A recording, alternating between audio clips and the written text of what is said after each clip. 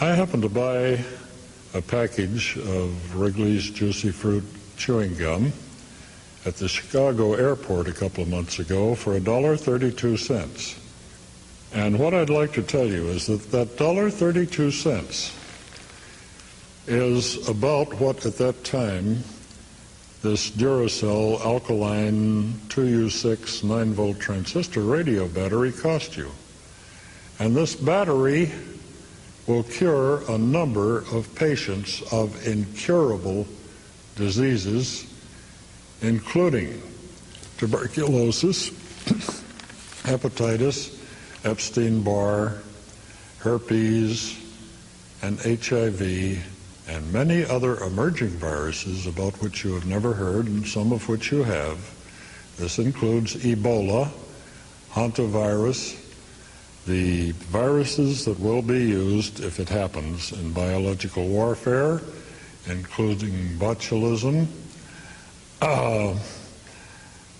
anthrax, etc. And the systems which we're going to show you today will do this for you, and we've outlined all four of the systems. Number one consists of blood cleaning. Number two, of magnetic pulsing, which we'll demonstrate here in a couple of minutes. Russ will show you. Number three, making silver colloids and ingesting them, drinking the colloid water every day. And number four, ozone. And Russ has a beautiful little ozone generator here, which sells for under $300, where if you normally go to a health fair, the medical ozone generators cost from $6,000 to $7,000 and are not nearly as effective or powerful as enough to go in your coat pocket. And this happens to be a water ozonizer that I designed and a friend put together. We have thousands of, well, hundreds right now of testimonials in the form of letters. We have a number of PCR tests, which we'll show you tonight. Polymerase chain reaction, which counts the particles of HIV per milliliter per cubic centimeter of human blood.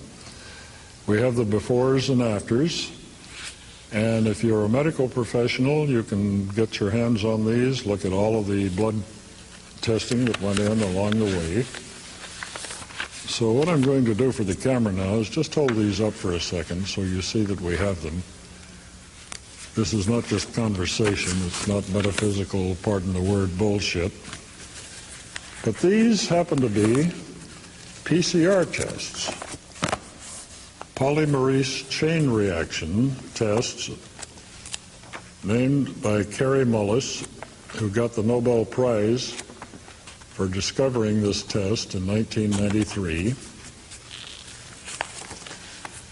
Let's take one of these, for example, while we're on the subject.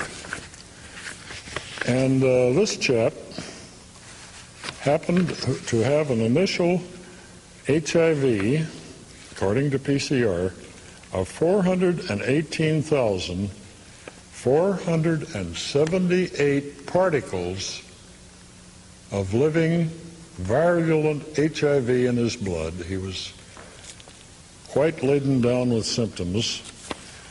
On the 5th of, I guess this was September 1995, and 21 days later, no, not that, but about 2 months later, on 11/3/95, his PCR, polymerase chain count, was less than 100 particles of HIV per milliliter in his blood. He was cured.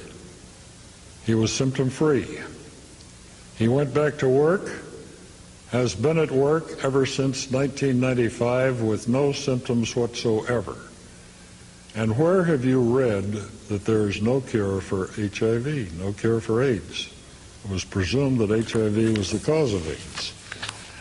Now, this would be unusual if we had only 1 or 10 or 20 of these.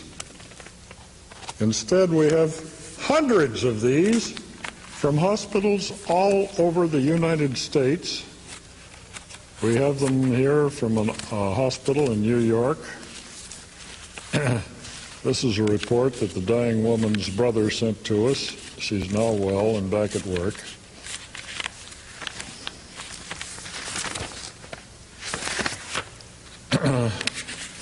This one happens to be from Specialty Laboratories in Santa Monica, California, showing a complete AIDS cure. This one happens to be from the Pathology Laboratory at the Jewish Memorial Hospital in New York City, showing an HIV cure. In other words, this isn't a fluke, a freak of nature.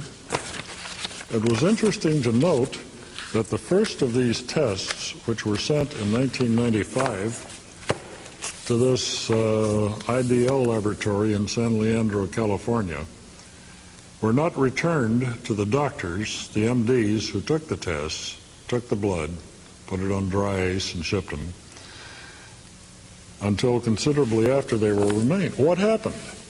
Well, you have sent us some blood here which shows apparently a cure for AIDS.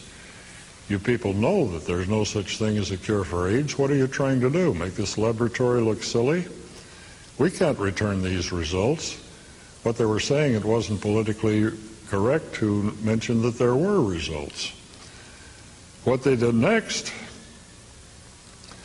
they had the secretaries at this San Leandro, California laboratory, call the secretaries in our hospital in Newport Beach, California. What are you guys doing down there? Well, our secretaries were told not to tell. This was a big secret. Oh, we just sent in some before and after blood. Oh, that's what you said, but look, these people are cured. That's impossible.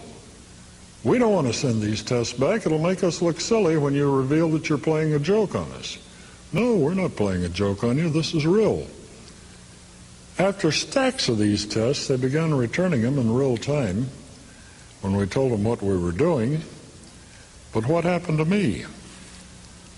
The board of directors called me into a meeting at the hospital, said, "You'll have to stay away from us, Bob.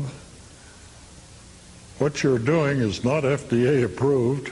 Our doctors could lose their licenses if they're caught using a non-FDA approved modality.